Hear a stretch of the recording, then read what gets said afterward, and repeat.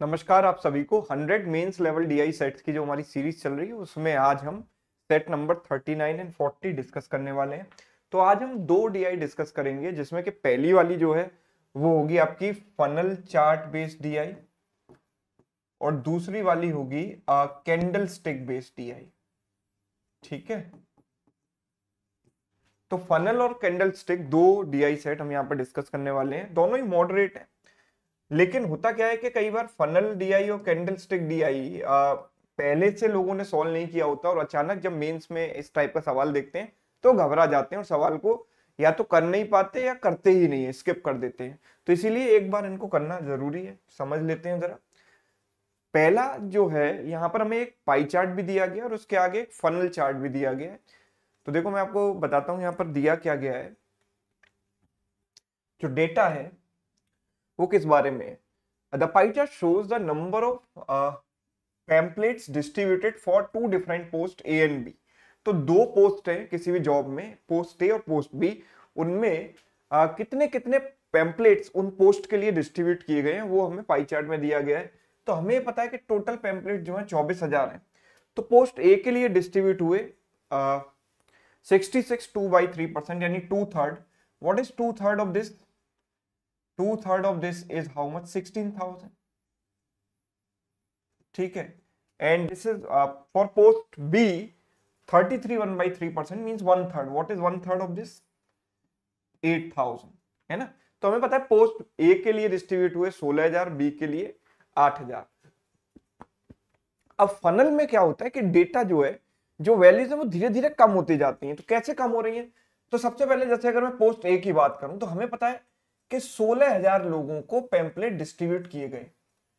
अब उसमें से क्या होगा कि जरूरी नहीं है कि सारे लोग पैम्पलेट पढ़ेंगे, कुछ लोग उसमें से पैम्पलेट पढ़ेंगे।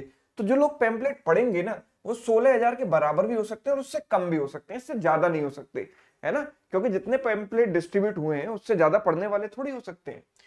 Now people eligible for post, अब उसमें से क्या आएगा कि जितने लोग पोस्ट के लिए एलिजिबल है, भाई जिनमें से पढ़ेंगे। अब जरूरी नहीं है सबके मतलब की वो पोस्ट हो, तो जो एलिजिबल है वो इससे कम आएंगे, है ना। फिर उनमें से जरूरी नहीं है कि सारे के सारे जो एलिजिबल है सभी अप्लाई करें, किसी को जरूरत ही नहीं है तो अप्लाई नहीं करेगा।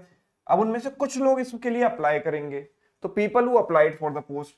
एंड फिर उनमें से कुछ लोग अपीयर होंगे इंटरव्यू के लिए और उनमें से कुछ लोग सिलेक्शन के बाद सेलेक्ट हो जाएंगे, मतलब इंटरव्यू के बाद सेलेक्ट हो जाएंगे, है ना। तो ये है, धीरे धीरे वैल्यू कम होती जा रही है। और इसी तरीके से पोस्ट बी के लिए, so this is called funnel. अब यहाँ पर प्रॉब्लम बस इतनी है कि यहाँ पर जो डेटा है वो वेरिएबल की फॉर्म में दिया गया है। तो सबसे पहले मैं यहाँ पर लिख देता हूं पोस्ट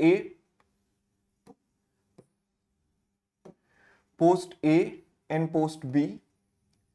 सबसे पहले है टोटल पैम्पलेट्स डिस्ट्रीब्यूटेड, ठीक है, total number of pamphlets distributed. इसके बाद है people who read the pamphlets, how many people read pamphlets. उसके बाद आता है how many people applied for the post, sorry eligible for the post. Read करने वालों में से कुछ लोग एलिजिबल होंगे, फिर उसमें से कुछ लोग अप्लाई करेंगे, फिर उसमें से कुछ लोग इंटरव्यू में अपीयर होंगे, appear for interview, appear for interview, है ना। एंड उसके बाद कुछ लोग उनमें से पोस्ट के लिए सेलेक्ट हो जाएंगे, है ना। यू कैन से सेलेक्टेड, राइट। अब ये लिखते हैं हम जरा।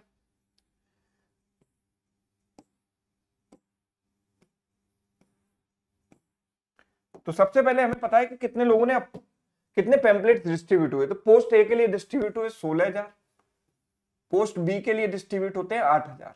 ये सभी को समझ आ रहा है, राइट। उसके बाद जो जो डेटा हमें डायरेक्ट दिया गया उसको तो हम डायरेक्ट लिख लेते हैं। जैसे यहाँ पर ये 7200 दिया गया तो मैं इसको 7200 लिख दूं। ये 6,000 दिया गया है, इसके बाद दिस इज व्हाट। अच्छा पहले इसके बाद पी स्क्वायर आएगा, 7200 से पहले क्या आएगा? P square. तो this is P square, side में लिख दो, है ना। फिर आएगा 7200, फिर 0.25y मतलब 1/4y, तो y/4। फिर यहां लिखेंगे x और यहां क्या आएगा? p/2, 0.5p मतलब p/2। This is what p। This is y minus 800, है ना, दिस इज 6000, ये पता है हमको, this is y and this is x square, ठीक है। तो काफी सारी वैल्यूज अननोन है। अब इन वैल्यूज को निकालने के लिए, मतलब इन वेरिएबल को निकालने के लिए हमें कुछ हिंट दी गई है। p is a multiple of 11, चलो देखेंगे इसको, है ना। 1/10 of the total people who applied did not appear for interview for post A. तो पोस्ट ए में अप्लाई कितने लोगों ने किया है? 6000 लोगों ने। उसमें से 1/10 इंटरव्यू के लिए अपीयर नहीं हुए, यानी इसका 1/10 600 लोग अपीयर नहीं हुए। 600 अपीयर नहीं हुए तो कितने लोग अपीयर हुए? 6000 माइनस 600। तो ये जो अपीयर हुए हैं y माइनस 800, ये किसके बराबर होंगे? 6000 माइनस 600 यानी 5400 के बराबर। तो y की वैल्यू कितनी आ गई? 6200। ये सभी को समझ आ रहा है? y की वैल्यू 6200 कैसे आई? यस, तो y की वैल्यू 6200 आ गई, तो मैं इसको लिखूंगा कितना? 5400। y के टर्म्स में जो जो वैल्यू है वो लिख दो यहां पर, y अपॉन 4, तो 4 से डिवाइड करो, 4 इंटू 1 4, 4 इंटू 5 20, 4 इंटू 5 20, 1550, राइट। और कोई value? Yes, this is y, this is 6200। और कोई वैल्यू y के टर्म में नहीं है, तो p और x के टर्म्स में है। अब p के बारे में हमें यहाँ पर कुछ कहा गया है कि p is a multiple of 11। p जो है 11 का मल्टीपल है। अब आप कहोगे सर 11 के तो बहुत सारे मल्टीपल होते हैं, हम कैसे आइडेंटिफाई करें p की वैल्यू? तो पहली चीज को आपको फनल के बारे में पता होना चाहिए कि वैल्यू धीरे धीरे कम होती जाती है ना। तो जो p स्क्वायर है वो कहीं ना कहीं 8000 और 7200 के बीच में लाई करेगा, है ना। p स्क्वायर 8000 से छोटा होगा और 7200 से बड़ा होगा, है ना। 7200 से बड़ा होगा और 8000 से छोटा होगा, हम कह सकते हैं, राइट। या बराबर भी हो सकता है, कोई फर्क नहीं है। अब p की आप रेंज देखोगे तो p लगभग किसके बीच में होगा? हम देखेंगे कि 8000 के आसपास कोई परफेक्ट स्क्वायर पकड़ो, मतलब p स्क्वायर अगर यहां पर है तो ये किसके स्क्वायर के आसपास है? 90 के स्क्वायर के आसपास होगा। 9 का स्क्वायर 81, 90 का स्क्वायर 8100, मतलब 90। और 80 का स्क्वायर क्या होता है? 6400, मतलब ये 80 से तो बड़ा ही होगा। मतलब ये मुझे एक मोटा मोटा आइडिया लग गया कि p की वैल्यू 80 और 90 के बीच में है। अब 80 और 90 के बीच में, और मुझे पता है कि p जो है 11 का मल्टीपल है, सो डेफिनेटली p की वैल्यू क्या होने वाली है? 88। सो ये चीज श्योर हो गई कि p की वैल्यू क्या हो गई? 88, क्योंकि 11 का मल्टीपल है, राइट। p is 88। अब p की वैल्यू 88 हो गई, तो 88 एक बहुत प्यारा सा नंबर है जिसका स्क्वायर जो है वो सभी को रटा हुआ होना चाहिए। क्यों? क्योंकि एक यूनिक टाइप का स्क्वायर है जिसकी पहली 2 डिजिट और आखिरी की 2 डिजिट एक जैसी होती हैं। 1 से 100 तक के बीच में एक ऐसा ही परफेक्ट स्क्वायर है जिसका जो फॉर्मेट होता है वो ये होता है, ए बी बी, पहली 2 सेम और आखिरी 2 सेम। तो 88 का स्क्वायर क्या होता है? 7744, है ना। और आपको नहीं आता तो बेस मेथड से निकाल सकते हो बड़े आराम से। तो p स्क्वायर इज व्हाट? 7744। तो ये चीज क्लियर हो गई। p की वैल्यू 88 है, तो 88/2 44, एंड दिस इज 88, राइट। अब बचे गया मेरे पास केवल एक्स स्क्वायर और x, जिनकी वैल्यू मैं नहीं निकाल सकता, पता भी नहीं है, कुछ हिंट भी नहीं दी गई है, तो इनको ऐसे ही रहने दो। तो पहला सवाल देखते हैं यहाँ पर। फर्स्ट क्वेश्चन क्या है? If x is equal to 1.25p, then find the difference between x square and the people who applied for post B. So x की जो वैल्यू है वो 1.25, 1.25 मतलब 5/4, p की वैल्यू कितनी है? 88। So this is 22 times 22 into 5 is what? 110। तो x की वैल्यू 110 आ गई,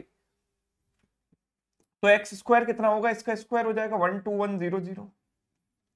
तो x स्क्वायर का डिफरेंस किसके साथ निकालना है? Total people who applied for post B. तो पोस्ट बी के लिए अप्लाई करने वाले कितने हैं? 1550, 1550। तो डिफरेंस निकालो जरा। This is 50, this is 5 and 10, 10550 मेरा आंसर आ रहा है। क्या आ रहा है? 10550, यानी fourth option. Done? All right, yes. Next question number 2, which of the following is the possible value of x is to p। अभी आप सोचो कि p की वैल्यू तो मेरे पास फिक्स है, क्या है? 88। p की वैल्यू 88 है, तो x की वैल्यू क्या होनी चाहिए? आप ये देखो, अगर p की वैल्यू 88 बनाई मैंने, तो इसका डबल किया, तो इसका डबल करो 114, ये x की वैल्यू आ गई। यहां पर p की वैल्यू 88 बनाई, तो इसकी वैल्यू कितनी आ जाएगी? इसका डबल 94। यहां पर p की वैल्यू 88 बनाओगे तो इसका डबल करोगे 98।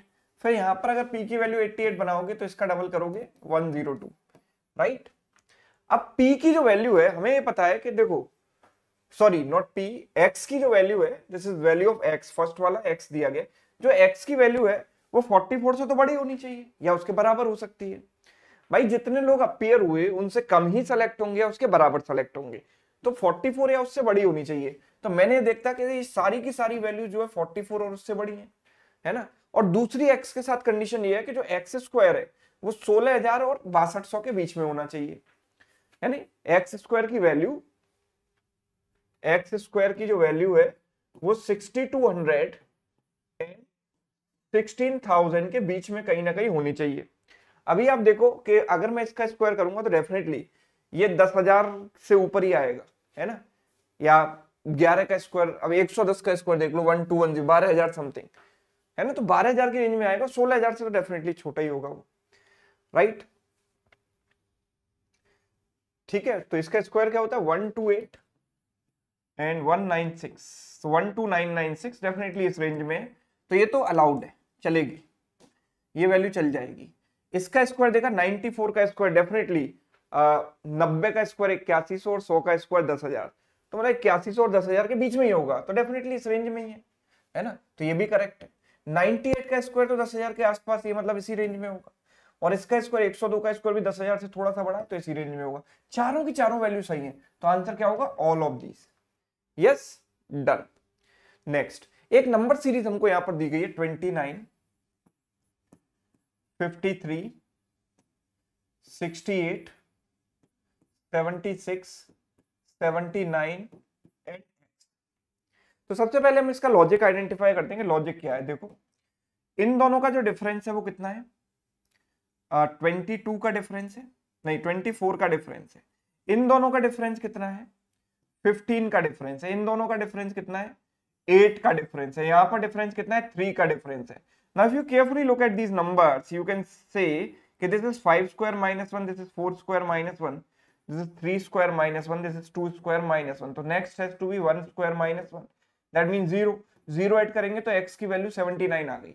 How many pamphlets were unread for post A, तो पोस्ट ए के लिए कितने पैम्पलेट अनरेड रह गए, तो पोस्ट ए के लिए अनरेड रहेंगे 16,000 माइनस एक्स स्क्वायर, 16,000 में से एक्स स्क्वायर पढ़ लिए गए तो कितने नहीं पढ़े गए 16,000 माइनस एक्स स्क्वायर, तो 16,000 माइनस 79 का स्क्वायर।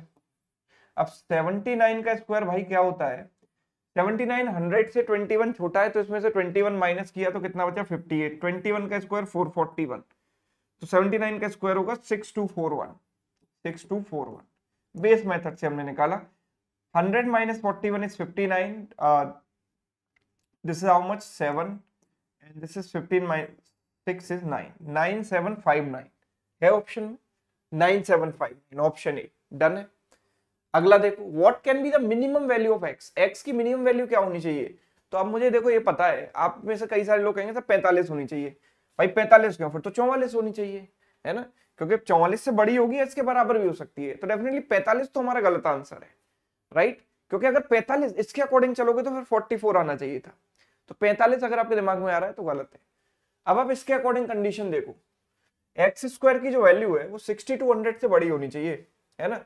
अब 6200 से जस्ट बड़ा कौन सा स्क्वायर है, अभी हमने 79 तो देखा था, और 79 का स्क्वायर भी हमें पता है ना 6241, तो हमें पता है कि 79 का जो स्क्वायर है वो 6200 से जस्ट बड़ा है 6241, राइट, बिकॉज अगर आप 78 का स्क्वायर निकालोगे तो आप चाहो तो निकाल कर देख लो, 78 100 से 22 कम है, इसमें से 22 माइनस करेंगे तो कितना बचेगा 56 एंड 22 का स्क्वायर 484, तो इट इज 6084, राइट, ये क्या है 6084, ये 6200 से कम है, तो ये तो नहीं चलेगा, तो कम से कम मुझे क्या लेनी पड़ेगी x की वैल्यू 79, ताकि ये वैल्यू 6200 से बड़ी आ जाए, तो मिनिमम वैल्यू इज व्हाट 79, और 79 इसमें तो चली जाएगी, है ना, क्योंकि 44 से तो बड़ी है, 1550 से छोटी है, तो यहां तो चली जाएगी, right, done.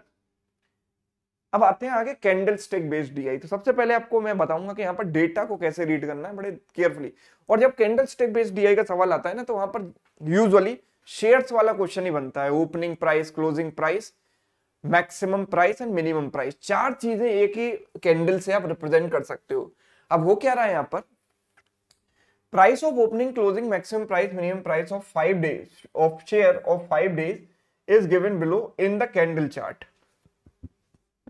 number of shares bought by 5 people on each day on each of the prices is given below table in below table। तो एक टेबल भी यहां पर आपको दी गई है, मतलब हर पर्सन ने ओपनिंग प्राइस पर कितने शेयर खरीदे, क्लोजिंग प्राइस पर कितने खरीदे, मिनिमम पर और मैक्सिमम पर कितने कितने शेयर्स खरीदे, ये हमको यहाँ पर टेबल में दिया ही गया है। ठीक है, ओके।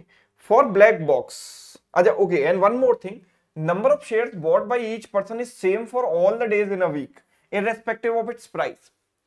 हर दिन जो नंबर ऑफ शेयर्स हैं वो आपको सेम ही खरीदने हैं, मतलब चाहे वो दिन मंडे हो ट्यूसडे हो, ये बंदा ओपनिंग प्राइस पर 10 शेयर खरीदेगा, मैक्सिमम पर 12, क्लोजिंग पर 14 और मिनिमम प्राइस पर 18 शेयर खरीदेगा, है ना। ये चीज हर दिन के लिए सेम रहेगी, है ना, तो ये चेंज नहीं होगी।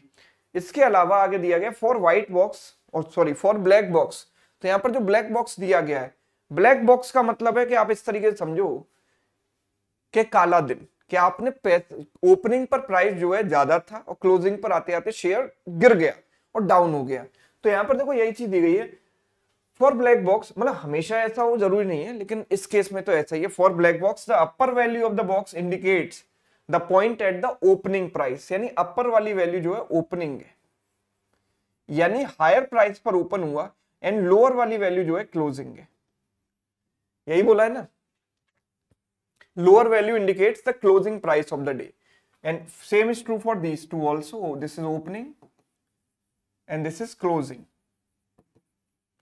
this is opening and this is closing।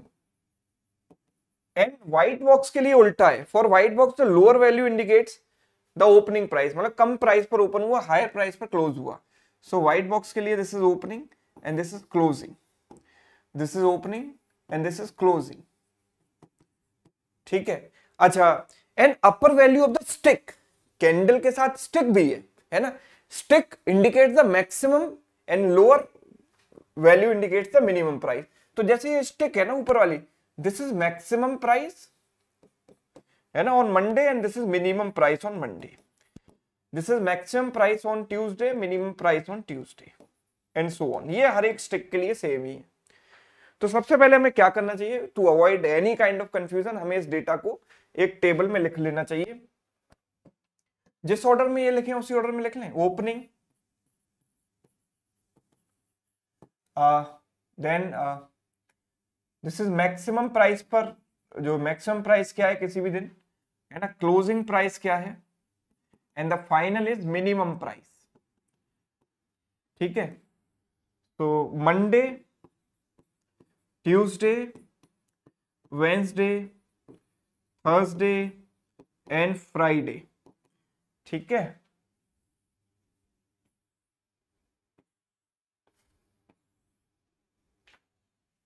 Right, चल जल्दी से लिख लेते हैं। देखो, अगर हम मंडे की बात करें तो मंडे को जो ओपनिंग प्राइस है 120 है, क्लोजिंग प्राइस 90 है। ओपनिंग प्राइस 120 है, क्लोजिंग प्राइस 90 है, ठीक है। मैक्सिमम प्राइस 180 है, मिनिमम 70 है, मैक्सिमम 180 है, minimum 70, right.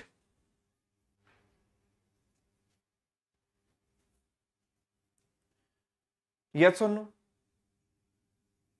Opening, maximum price, closing price and minimum price, right. Similarly अगर हम ट्यूसडे को देखें तो ट्यूसडे को हम ऐसे इसी ऑर्डर में लिखते हैं, opening, maximum, closing, minimum. Opening 90, maximum 150, closing 120। तो 90, 150, 120, 50, 90, 120, ओपनिंग, मैक्सिमम 90, ओपनिंग के बाद मैक्सिमम आएगा, maximum is 150, maximum is 150, then closing and minimum. तो closing is 120 and minimum is 50, 120 and 50। Now let's look at Wednesday. Wednesday को अगर देखें सो सबसे पहले ओपनिंग एंड मैक्सिमम देख लो। Opening 140, maximum 160, so it is 140, 160, then closing and minimum, closing is 100 and minimum is 60, 100 and minimum is 60। ठीक है। अच्छा अगले अगर हम देखें तो देखो इसका मैक्सिमम 140 है, मिनिमम, तो इन दोनों के देखो मैक्सिमम कितने हैं, 140 एंड 160। तो मैक्सिमम वाला देख लेते हैं 140 160 एंड मिनिमम वाला देख लो, दोनों के जो मिनिमम है वो है 80 एंड 40, 80 और 40। सो मिनिमम 80 इसके लिए और 40 इसके लिए। ठीक है। ओपनिंग प्राइस इसके लिए कितना है, 80, और इसके लिए ओपनिंग प्राइस, सॉरी नॉट 80, इसके लिए ओपनिंग प्राइस है कितना 100 और इसके लिए ओपनिंग प्राइस है 120। तो ओपनिंग प्राइस है इसके लिए 100, इसके लिए 120, और क्लोजिंग प्राइस अगर हम देखें तो दोनों के लिए जो क्लोजिंग प्राइस है, इसके लिए ये है, इसके लिए ये, तो ये है 130 और ये कितना है 80। ठीक है, 130 और ये है 80। डन है। तो हमने क्या लिखे, प्राइस लिखी। नंबर ऑफ शेयर्स परचेज्ड जो है डिफरेंट डिफरेंट प्राइसेस पर, वो हर दिन के लिए यही रहेंगे जो इस टेबल में दिए गए हैं। राइट। चलिए अब मैं बढ़ता हूं सवाल की तरफ। पहला सवाल है 50% of number of shares bought by A on Monday at opening price time is sold at closing share price of the same day, and rest he sold at the minimum share price of the same day. Find the loss percentage of A in this transaction. तो A ने जो price, किस price पर share खरीदे हैं, opening price पर Monday को, तो डे तो कोई भी हो, है ना। ओपनिंग प्राइस पर ए शेयर कितने खरीदेगा, 10, और ओपनिंग प्राइस पर मंडे को जो प्राइस है वो कितना है, 120। मंडे को जो ओपनिंग प्राइस है 120 है, मतलब जो कॉस्ट आई उसके लिए सीपी वो हो गई 120 इंटू 10, यानी हम कह सकते हैं इसने सारे के सारे शेयर्स 1200 रुपए में खरीदे हैं। राइट। सेलिंग प्राइस कितना होगा, तो इसमें से 50% यानी कि 5 शेयर उसने बेचे opening, it is sold at closing price of the same day. तो मंडे को जो क्लोजिंग प्राइस है दैट इज 90, तो 5 शेयर 90 पर बेचे, 90 इंटू 5, एंड रिमेनिंग शेयर उसने जो बेचे that he sold at minimum price of the same day. तो इस दिन मिनिमम प्राइस कितना है, 70। राइट। तो 70 के प्राइस पर 5 शेयर और बेचे उसने, तो 350 प्लस 450 हो गया 800। हम देख पा रहे हैं यहां पर 400 का डिफरेंस है। राइट। और अगर 400 का जो है लॉस हुआ है 1200 पर, मतलब 1/3 का लॉस है, 1/3 का मतलब 33.33। Done. Next, find the difference between total amount spend by B. Okay, ये सवाल काफी ज्यादा ट्रिकी है, लॉजिकल है ना। तो या तो आप इसको छोड़ सकते हो, और अगर करोगे तो बड़े स्मार्ट तरीके से आप करोगे तो आप एक स्टेप में भी इसको कर सकते हो, है ना। अब इसमें ऐसा खास क्या है, देखो, find the difference between total amount spend by B to buy all the shares in all the 4 prices times throughout the week, यानी मंडे से लेकर फ्राइडे तक सब कुछ कंसीडर करना है हमको। And total amount spend by C to buy all the shares throughout the week, है ना। तो इनका डिफरेंस बताना है। अब आप देखो कि आप कहोगे सर मैं मंडे को निकालूंगा, है ना। किस किस का बोला, बी और सी का बोला, आई थिंक एक बार पढ़ लेते हैं, मालूम पड़ा हम कुछ और ही निकाल लें, बी और सी। ठीक है, हम बात करेंगे यहाँ पर सिर्फ बी और सी की। अब आप कहोगे सर ओपनिंग प्राइस पर 14 शेयर इसने खरीदे, तो सबसे पहले मैं मंडे को 14 शेयर 14 इंटू 120 करूंगा, है ना। फिर मैक्सिमम प्राइस पर 14 इंटू 180 करूंगा, है ना।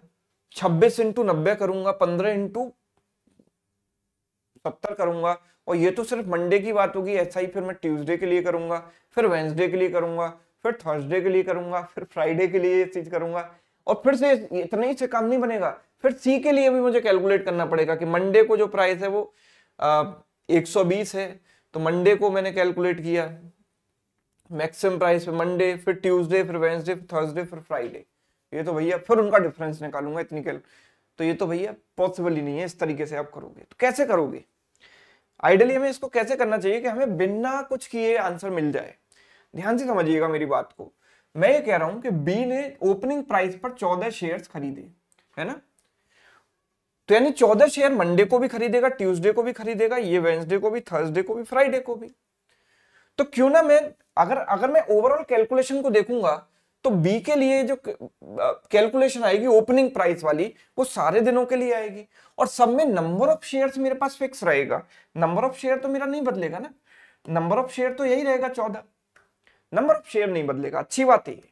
और जब नंबर ऑफ शेयर नहीं बदलेगा तो मैं 14 को कॉमन ले सकता हूं और इन सबको ऐड कर सकता हूं। तो अगर मैं इन सबको ऐड कर दूं तो ये टोटल कितना बनेगा, दिस इज 0,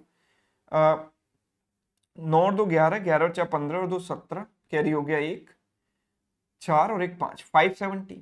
तो मैं सीधे सीधे बी के लिए अगर कैलकुलेशन करूंगा तो आएगा 14 इंटू 570। और ये कैलकुलेशन किसके लिए आएगी? ओपनिंग प्राइस के लिए, राइट। सी के लिए ओपनिंग प्राइस की कैलकुलेशन क्या आएगी? 16 इंटू ये सारे नंबर, तो यानी 16 इंटू 570 आएगा कि नहीं आएगा? 16 इंटू 570। ये यहां मैं बी की कैलकुलेशन लिख रहा हूं या सी की, राइट। इसी तरीके से अगर मैं इनको ऐड करूंगा तो कितना आएगा? दिस इज 0, 6 और 4 10 और 6 16, 16 और 8 24 और 5 29, कैरी हो गया 2, 1 2 3 4 5 और 2 7, 790। तो ये आएगा 790। और नंबर ऑफ शेयर्स कितने हैं? यहाँ पर 14 है और यहाँ पर है 18। तो 14 into 790 and this is 18 into 790, है ना। अभी हमने कैलकुलेशन के नाम पर जोड़ने के अलावा और कुछ नहीं किया है, सिर्फ जोड़ ही रहे। दिस इज 0, 9 और 2 11, 11 और 3 14, 14 और 8 22, कैरी हो गया 2, ठीक है, 3 और 2 5, 520 हो गया ये। नंबर ऑफ शेयर 26 और 20, तो 26 और यहाँ पर है 20 and this is 520, 520 and the last one minimum price पर अगर हम देखें तो 15 and this what about this sum, this is 0, 7 और 5 12, 12 और 6 18, 18 और 8 26 और 4 30, 300 हो गया, है ना। प्राइस है 15 और 16, तो 15 इंटू 300 एंड 16 इंटू 300, यही आएगा, राइट।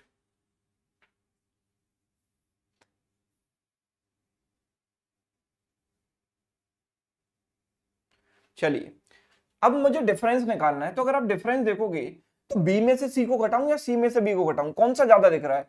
यहाँ पर 14 16, चलो ये इससे कम है, ये इससे कम है ना, ये इससे ज्यादा है और ये इससे कम है। तो ज्यादातर केसेस में जो बी है वो सी से कम है, तो सी माइनस बी कर दो, सी माइनस बी, सी माइनस बी, सी माइनस बी। तो यहाँ 16 में से 14 जाएगा तो कितना बचेगा? 2 इंटू 570। 18 में से 14 जाएगा तो 4 इंटू 790, 4 इंटू 790। यहां कितना जाएगा? देखो 20 में से 26 जाएगा तो माइनस का 6 बचेगा, माइनस का 6 इंटू 520। और यहाँ 16 में से 15 जाएगा तो 1 इंटू 300। अब देखो कितनी आसान हो गई कैलकुलेशन। ये हो गया 1140 प्लस ये हो गया 0, 4 इंटू 9 36 31, 3160 माइनस ये कितना हो गया? 3000 प्लस 120, 3120 प्लस 300।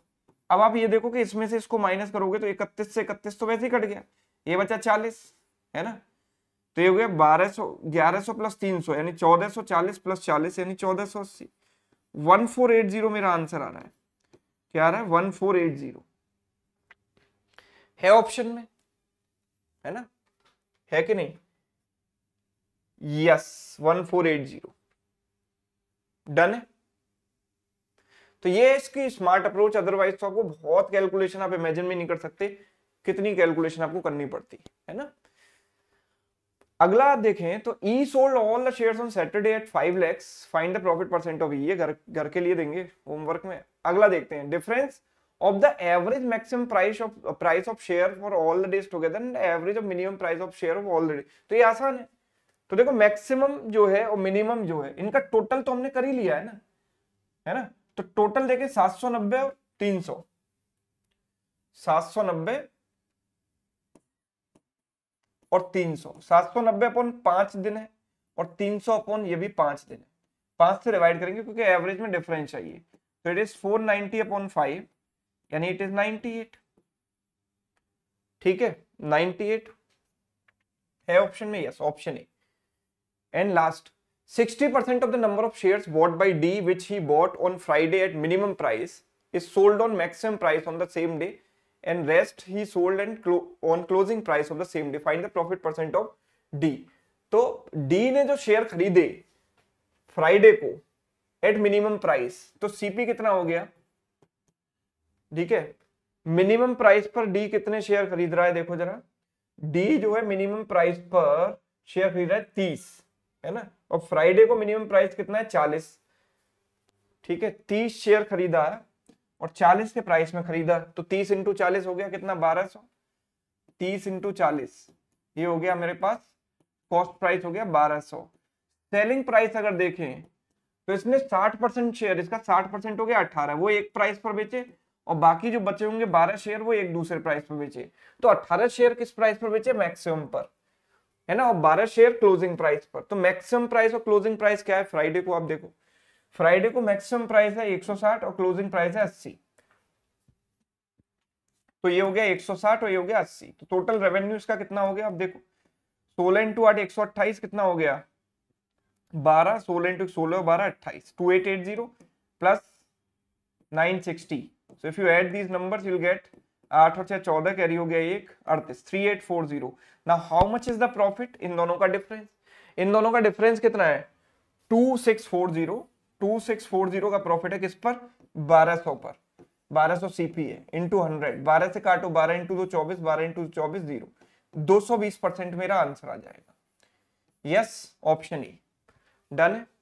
चलिए एक सवाल जो बचा था ये सभी के लिए होमवर्क है, इसको सभी लोग ट्राई करेंगे और कमेंट करके इसका आंसर मुझे जरूर बताएंगे, ठीक है। चलिए सेशन आपको अगर अच्छा लगा है तो इसको आप लाइक करना, शेयर करना ना भूलें और चैनल पर नए हैं तो चैनल को सब्सक्राइब जरूर कर लें, ठीक है। चलिए, थैंक यू सो मच।